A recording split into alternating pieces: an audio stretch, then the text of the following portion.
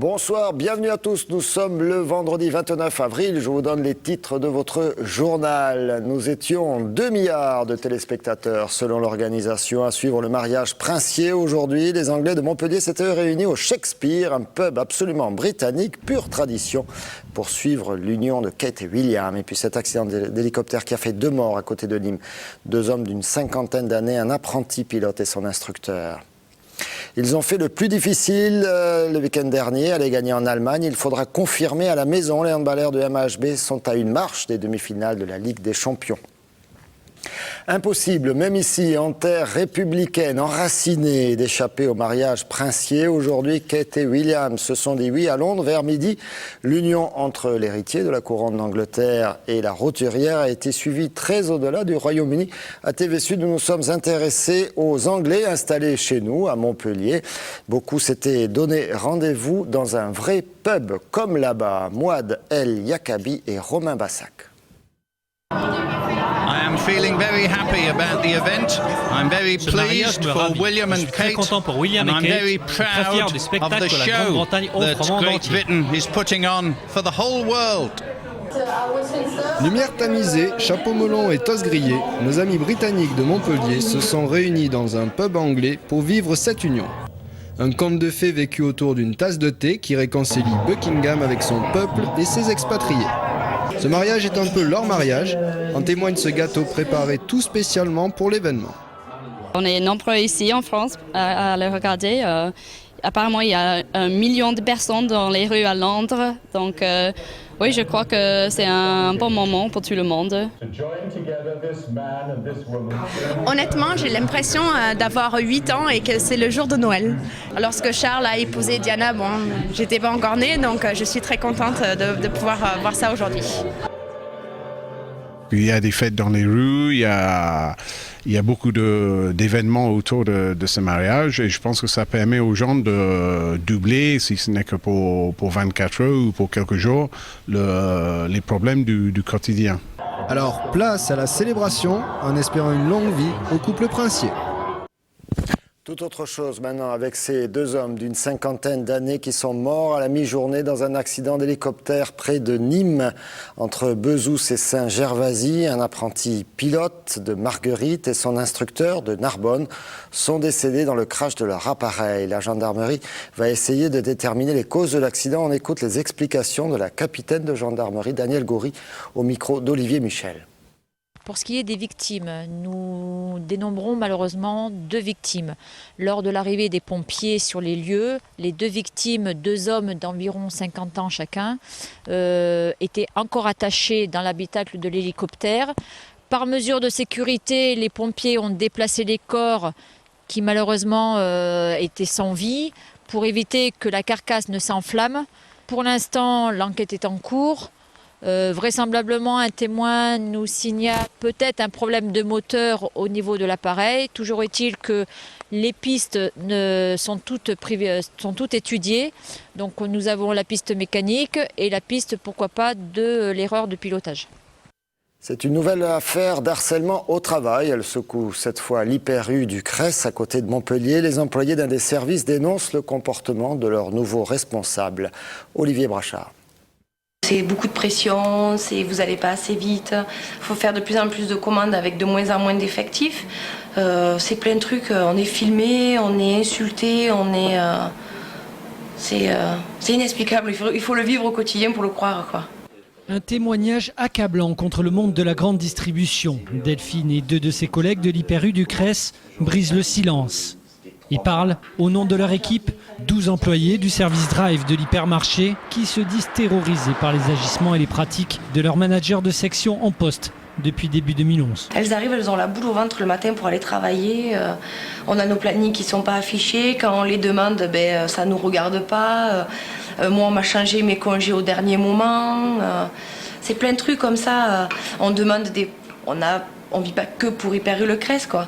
Donc on a une vie à côté, et quand on a des rendez-vous chez des médecins ou quand il faut aller chercher nos enfants à l'école, on leur dit 15 jours, même 1 mois à l'avance. Ils s'en foutent, ils l'oublient, ils l'écrivent même pas sur un cahier. Nicolas a démissionné. En 7 ans de boîte, il avait grimpé les échelons pour devenir responsable des commandes. Mais son nouveau manager l'aurait menacé de le rétrograder. Stressé, ce jeune homme de seulement 25 ans devait prendre des somnifères pour pouvoir s'endormir. Au fur et à mesure, j'ai pris, pendant une semaine j'en ai pris, ce qui me faisait dormir un petit peu, mais bien sûr quand je me réveillais et que bien sûr je me dis bon, on se réveille, on va au boulot, c'est reparti, le stress était là.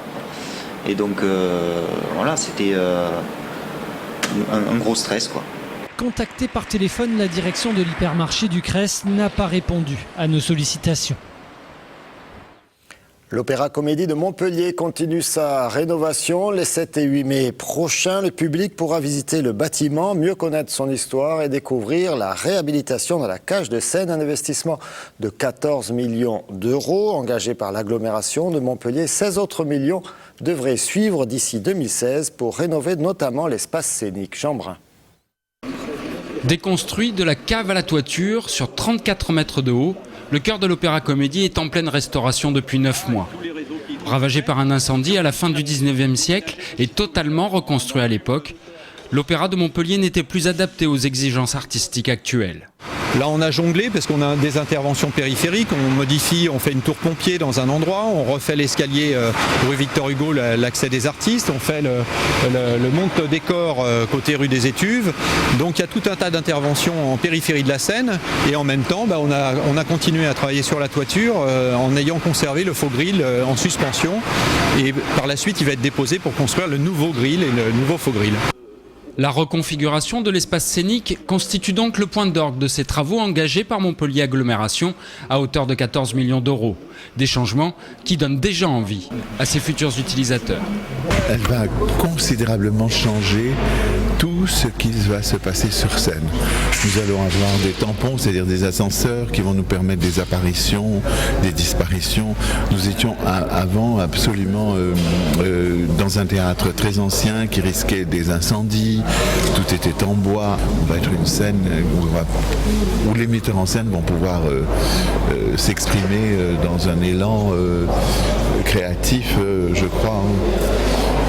Avec des limites toujours, s'il y a beaucoup de contraintes dans l'opéra, ne serait-ce que la musique est une contrainte déjà. Mais pour honorer la musique, on va avoir quand même beaucoup plus de... L'imagination va pouvoir s'envoler. Revêtu de ces nouveaux atours, l'Opéra Comédie devrait retrouver son public à la fin 2012, mais les impatients pourront toujours juger de l'avancement des travaux le week-end du 7 et 8 mai, à l'occasion de l'opération Tous à l'Opéra.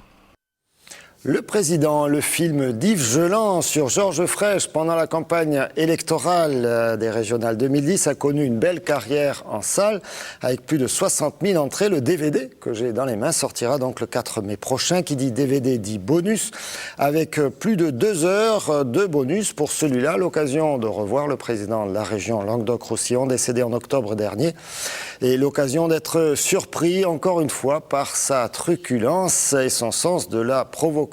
Comme dans cet extrait, c'était sur ce plateau, celui de 7LTV en mars, pas dernier, mais donc en mars 2010, on découvre. Non, laisse tomber. Bonjour, monsieur le sénateur maire. Un petit sourire, monsieur Couder, on dirait qu'on vous a mangé le vieux jeune. Non, je dis pas ça, monsieur. Si, non, mais... Je riais. Voilà, occupez-vous de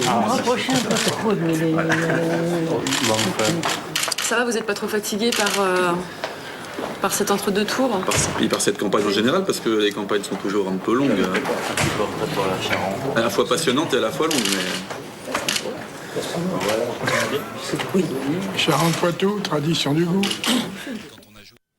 Voilà, je ne sais pas pourquoi Charentes-Poitou, tradition du goût, mais en tout cas, c'était ce que ce moment-là a inspiré à Georges Frêche. On écoute Yves Geland, le réalisateur du film, au micro de Jean Brun. On trouve bien sûr la même couleur, la même saveur du film, enfin le même homme évidemment, et peut-être davantage le rôle de ses conseillers dans des réunions privées, dans des états-majors de guerre, vraiment, où il s'agit de mener bataille contre la droite, mais encore plus contre ses propres amis ou ses propres adversaires intimes à gauche. Et puis on découvre aussi à travers au moins 4 séquences inédites, le rapport de Georges Frêche avec les militants, le rapport avec les citoyens, le rapport avec les passants aussi, de Montpellier et du Languedoc. C'est assez copieux 3h15 en tout sur ce double DVD, mais après tout, Georges Frêche a toujours été un homme qui débordait, donc on ne pouvait pas faire moins de 3h15 supplémentaires. Georges Frêche, un homme qui débordait, qui aimait le handball, Ligue des Champions, quart de finale, retour. C'est ce du handball, bien sûr, entre le MAHB et le club allemand de Rhein-Neckar. À l'aller, les hommes de Patrice Canaillé, que l'on voit à l'écran, sont allés l'emporter en Allemagne. Belle performance, 29-27. 2 petits buts d'avance à confirmer à l'Arena demain à 17h. On écoute l'entraîneur du MAHB au micro de Jean Brun. Le danger, c'est de se placer dans une situation de protection en se disant de ne pas être suffisamment conquérant. En vérité, la Ligue des Champions, il faut vraiment se lâcher complètement et être en conquête. Même par moments, presque, il faut partir sabre au clair et puis et foncer, quoi. Il faut trouver un bon équilibre entre le cœur et la tête. Et que quand tu as un peu d'avance, tu peux tendance à être un peu trop dans la tête et pas assez dans le cœur et dans la langue. Voilà, donc c'est un équilibre très subtil qu'il faut trouver, qui n'est pas simple parce que ça dépend des joueurs, ça dépend de l'équilibre de ton équipe, ça dépend aussi des joueurs d'expérience que tu as ou que tu n'as pas, ça dépend de tout un tas de choses. Et puis surtout, il y a un point qui est très important à mon avis, c'est que le match, il ne faut pas le rêver, mais il faut le vivre tel qu'il va être. C'est-à-dire qu'un match, par nature, il peut se passer beaucoup de choses et qu'il faut être prêt à répondre à ce qui se passe au moment où tu es sur le terrain et pas tel que tu l'aimerais dans tes rêves, quoi. C'est un peu la problématique de ce genre de match, mais c'est ce qui en donne aussi tout le piment. La semaine dernière, c'est les handballeurs qui avaient sauvé l'honneur des couleurs Montpellier-Rennes. Ce serait bien qu'ils reproduisent demain leur exploit de la semaine dernière. Et puis, ce serait bien que les footballeurs les accompagnent. Il faudra surmonter, pour le coup, 2 déceptions. Celle de samedi dernier en finale de la Coupe de la Ligue. Et puis celle en championnat mercredi, défaite au bout du suspense à quelques minutes de la fin du match. Le MHSC désormais 10e rencontre Brest, ce sera dimanche.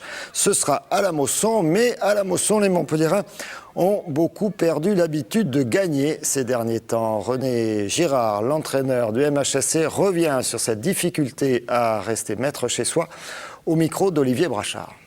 Sur la différence avec la saison dernière, c'est que à une période où on faisait peur à la maison, aujourd'hui on a perdu je crois 4 matchs là, rien que depuis janvier. 4 matchs c'est 12 points, c'est énorme, quoi.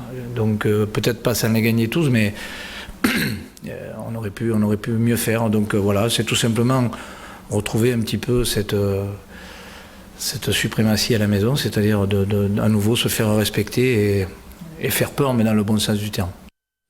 Et les footballeurs, eux, devront rester concentrés pour leur match dimanche. Mais les handballeurs, s'ils passent samedi soir, pourront peut-être aller fêter ça à la Chouraskaya, le club mythique, c'est comme ça qu'il faut dire, de la Camargue.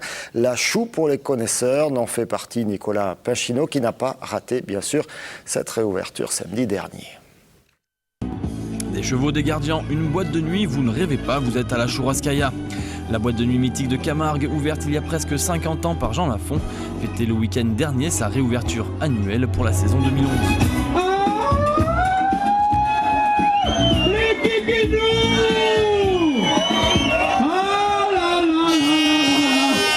Maintenant c'est moi qui présente, tu mets tout ça devant, ça me plaît, ça m'excite. J'essaie de tout mon cœur de faire en sorte que la Chouraskaya soit le symbole de la Camargue et que tous les Camarguais se retrouvent ici.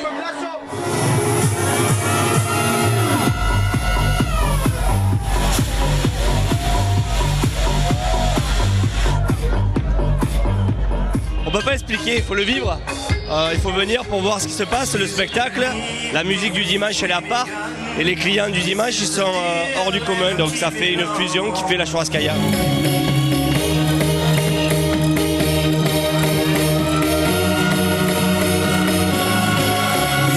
La grande messe, hein, comme on dit chez nous, le temple, quoi. Voilà.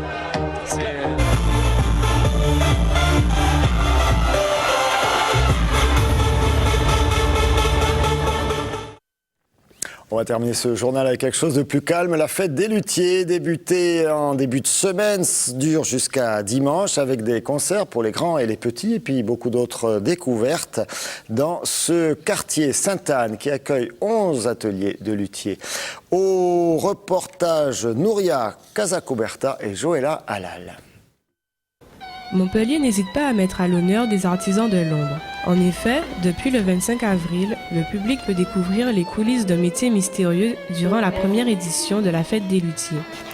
Fabricants d'instruments à cordes, ces artistes du bois construisent des instruments de qualité tels que le violon, l'alto et violoncelle. En fait, globalement, depuis la création de la lutherie, on utilise à peu près les mêmes techniques. On n'a pas vraiment évolué, c'est très traditionnel. On évolue un peu au niveau des outils, mais pas énormément. Composants essentiels de la musique, ils sont souvent méconnus et oubliés. Je suis impressionnée par leur travail, je les avais jamais vu travailler, donc je suis très impressionnée de voir, puis elles sont jeunes, de voir qu'elles peuvent comme ça être passionnées par quelque chose de quand même de rare. Quoi. Donc oui, je trouve ça très impressionnant. Ouais. L'atelier vivant de 14h30 à 18h30 au conservatoire permet au public de participer à la fabrication d'un alto. Que ce soit la lutherie ou d'autres métiers, menuiserie, d'art, etc., c'est quelque chose qui se perd malheureusement. Donc si on n'essaye pas de les sauvegarder comme la même chose avec les animaux, donc je pense qu'il faut se défendre et essayer bien sûr de mettre tout ça en valeur. Voilà. Ainsi, même si les luthiers ne sont pas mis au devant de la scène, les musiciens le font pour eux. Ne dit-on pas que la musique adoucit les mœurs ?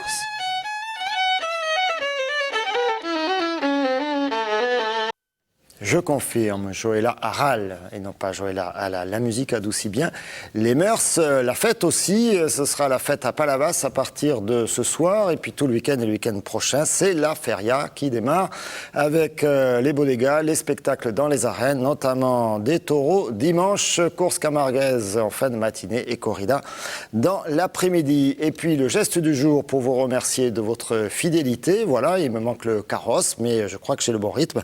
Prochain rendez-vous avec l'information sur TV Sud, le flash 12h30 et puis le sport 18h30, je fatigue.